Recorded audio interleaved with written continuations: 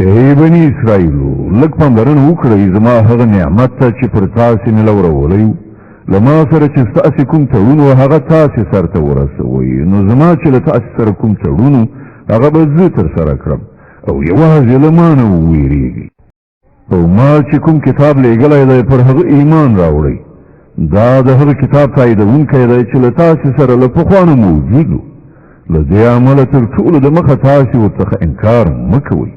په لږ بیه زما آیاتونه مه خرڅوئ او زما له غضب نه ځان وساتئ باطل ته د حق جامه مه راغوندئ او له پوهېدو سره سره د حق پټولو هڅه مه کوئ لمونځ قایم کړئ زکات ورکړئ او کوم خلک چې ماته ټیټېږي تاسې هم له هغو سره ټیټ شئ تاسې خو نورو ته د ښې لارې غوره کولو لپاره وایاست مګر خپل ځان هېروئ په داسې حال کې چې تاسې کتاب لولئ آیا تاسې له پوهې څخه هیڅ کار نه اخلئ په صبر او لمانځه د الله مرسته وغواړئ په دې کې شک نشته چې لمونځ یو ډېر سخت کار دی مګر په طاعت کوونکو کوم کسان چې یقین لري دوی له خپل رب سره یو ځای کېدونکي او د همغه لوري ته ورګرځېدونکي